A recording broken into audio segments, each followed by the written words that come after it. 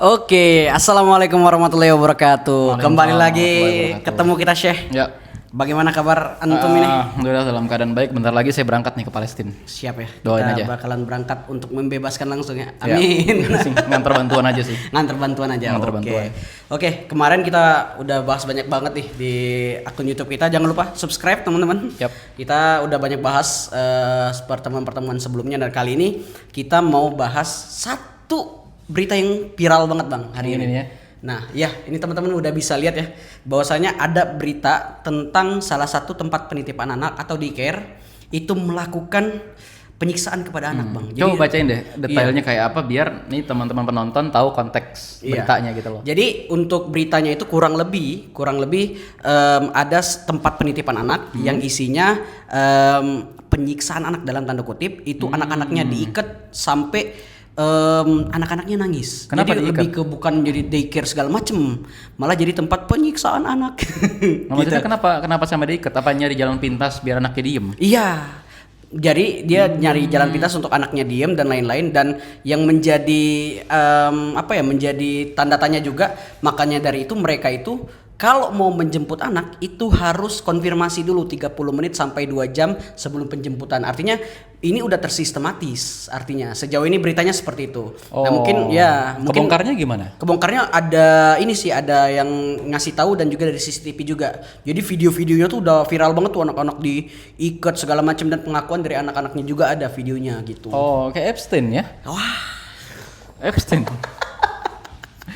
Oke, nah mungkin ini kita masuk dulu nih Bang. Oke. Ke ranah pengasuhan anak ya, pola asuh anak. Nah, ini gimana nih sih kita harus nanggepin yang kayak gini? Karena kan kita nggak punya keilmuan nih mungkin di bidang untuk pola asuh anak seperti apa gitu. Oke, pertama sih saya turut prihatin ya. Kayak kami mendoakan agar anak-anak yang menjadi korban ataupun para orang tua yang juga menjadi korban dikuatkan oleh Allah Subhanahu wa taala, dan agar pemerintah pelaku gitu ya bisa dikenai sanksi oleh pihak yang berwajib gitu ya. Amin. Nah, yang kedua begini, pasti. Jadi ada yang orang ini nge-DM saya gitu ya. Bang, itu gimana kok orang tua sampai nitipin anaknya, apa nggak punya kasih sayang dan lain sebagainya. Saya udah punya anak 2. Anak saya yang pertama 7 tahun, yang kedua umurnya 3 tahun. Antum udah punya anak belum? Belum dong. Baru nikah ya. Iya. Ini. Jadi gini, kita tahu ya di tengah kondisi ekonomi yang sekarang itu sangat umum. Ya, sangat wajar suami istri kerja. Betul. Ya kan, ada yang mungkin ayahnya bekerja di sebuah perusahaan, ibunya mungkin ngajar. Atau namanya daycare itu kan bukan cuma member, tapi bisa juga sekali waktu nih si ibunya itu memang lagi mau senam, mau arisan, mau ngaji atau apa, sehingga butuh kayak titip daycare aja deh. Nggak semua orang per momen gitu. Jadi nggak semua orang punya privilege kayak saya misalnya. Saya ada adik kandung yang tinggal memang dekat rumah gitu loh, dan adik kandung saya itu adalah ya seorang perempuan. Enak nih dia itu kan dipegangin anak, paling kita berikan kompensasi lah gitu kan nih dari kakak gitu kan. Begitu juga dengan istri saya, juga punya adik yang tinggal dekat rumah. Jadi enak nih kalau misalnya kita tinggal 6 jam, sana main dulu ke rumah mbak gitu loh. Ke rumah tante gitu kan. Tapi tidak semua orang punya privilege itu. Jadi kita garis bawahi dulu, tolong jangan salahkan orang tuanya. Oke. Orang tua udah dengan prasangka baik menitipkan ke daycare loh. Itu udah mencoba yang terbaik ya Bang. Betul, ya. Karena mencoba yang semua terbaik. orang punya keluarga yang dekat juga gitu. Itu Apalagi dia. mungkin merantau dan lain-lain. Merantau ya, kayak kita berdua sama-sama rantau ya. Antum dari Palembang, saya dari Jogja. Gitu kan, sekarang pindah ke Jakarta dan lain-lain sebagainya. Jadi itu yang pertama. Yang kedua, jadi gini teman-teman.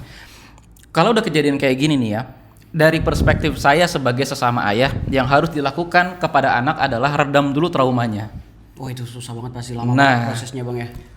Misalkan ayah dan ibu nih kerja, untuk sementara waktu cuti dulu 2-3 minggu, ajak main anak gitu kan, beri paham anak, kemudian untuk sementara waktu cari asisten rumah tangga atau pengasuh yang kemudian amanah kalau misalnya nanti pekerjaannya tetap mau dilanjut. Betul. Gitu ya. Ini bukan rekomendasi kepada korban ya. Saya tidak mengomentari korban, karena korban saya yakin sudah melakukan yang terbaik. Ini rekomendasi saya kepada keluarga-keluarga yang lain di luaran sana yang punya trust issues akhirnya kepada daycare. Maka rekomendasi saya adalah ya teman-teman, sebelum kita bekerja, akhirnya kita harus memikirkan dulu keselamatan dan jaminan bagi kehidupan anak. Saya tahu masalah di sini adalah kan suami istri harus kerja biar apa sih? Apakah biar sibuk? Enggak. Biar ada duit. Biar mereka bisa makan enak Iya, anak-anaknya. biar anak-anaknya Pakaian layak. terprovide gitu loh. Betul. Sekolah, dan sekarang tuh sekolah mahal loh. Betul.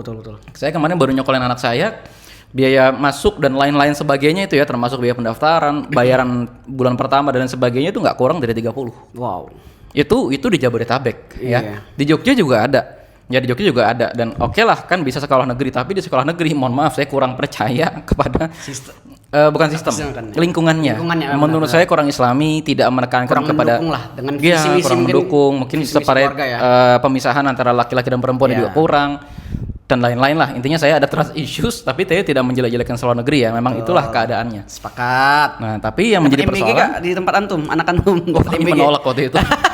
Menolak, dibilang kan ini emang sekolahnya untuk kalangan menengah ya. Iya. Ya, kami bisa masak lebih enak daripada ini gitu. Oke lah, itu biarkan ibu-ibu yang marah. Sepakat.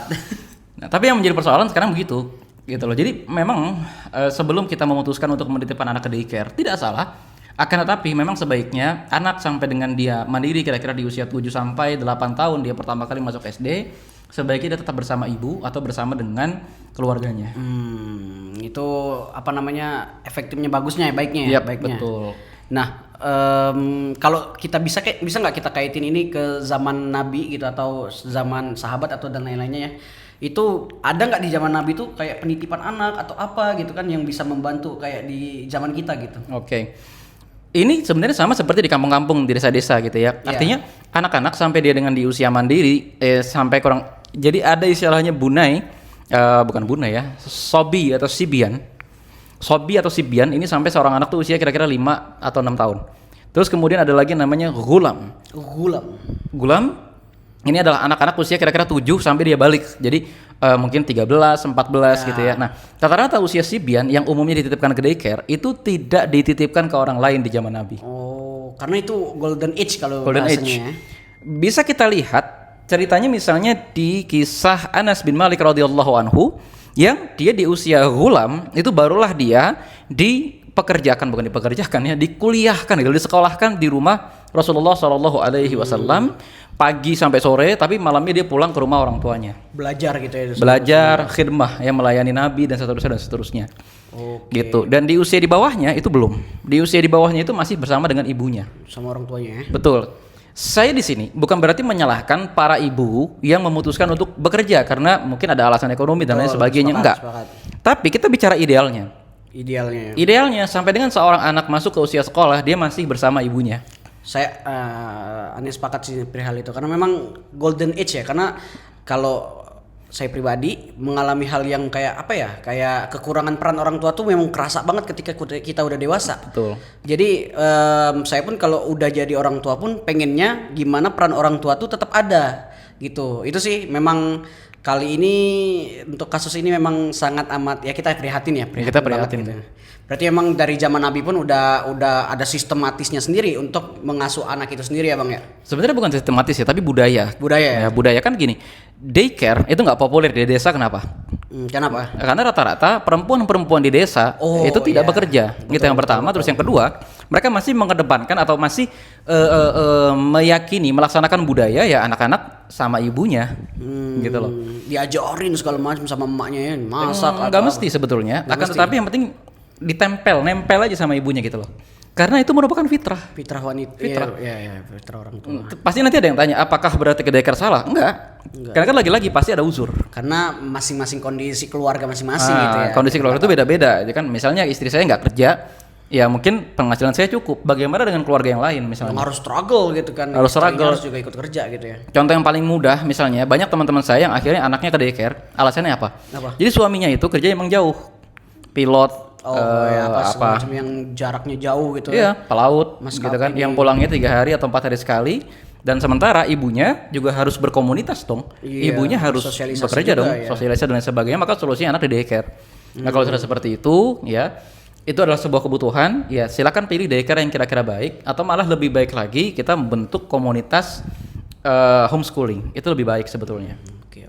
Sebenarnya kalau mau kita kembangin dari kasus ini bakalan panjang juga sebenarnya, bisa masuk ke fikih nafkah, bisa masuk ke fikih rumah tangga dan lain-lain gitu ya Bang ya. Betul. Oke, mungkin saya yakin juga cerita ini bukan satu-satunya kayaknya banyak kayaknya harusnya. Banyak. Apalagi emang memang begini ya, dan ini bukan cuma di daycare. Tadi kan saya bilang salah satu solusinya adalah ada asisten rumah tangga yang khusus untuk merawat anak. Tapi kita jangan denial ya bahwa ada cerita asisten rumah tangga yang curang juga gitu. curang, bukan cuma curang ya, jahat. memukul anak gitu kan, bahkan sampai ngasih anak tuh obat tidur biar si anak ini tidur dan lain-lain sebagainya. Banyak banget sih kasusnya. Banyak banget, dan itu rata-rata terjadi. Kenapa seperti itu? Tidak terdidik. Asisten rumah tangga rata-rata orang dari kampung, Iya, orang kampung dipanggil yang nyari gitu duit kan. doang, pengennya Nyari cepat. duit doang. Dan kita harus harus bersyukur undang-undang pekerja rumah tangga itu baru disahkan di Ya, tahun ini. baru-baru ini Nah, baru ini juga disahkan. Terlindungi. sebenarnya relate. Jadi asisten rumah tangga itu harus ada serangkaian ujinya dan ada serangkaian cara mengupah yang Ya, standar. karena ada standar lah bahasanya, standar, ada SOP-nya segala macam ya. Betul. Betul sepakat. Jadi yang daycare pun memang harusnya ada kualifikasi orang-orang betul. sama kayak ART juga udah ada kualifikasi gitu ya. Betul. Ya mungkin kan Ada selama sekolah, ini ada sekolahnya bisa jadi. sudah ada memang gitu kan. Ada ada jurusan pendidikan anak dan lain sebagainya Iya. gitu Oh, dan yes. memang Iya, ada benar. sertifikasinya pun ada sebetulnya dari asosiasinya itu, tapi ya mungkin baik lagi ini mungkin ilegal, dan baik lagi kan tuh 53 anak mengalami kekerasan di daycare, dan daycare coba kita lihat tadi ada gedungnya gitu lumayan gede gitu kan. Lumayan gede sih.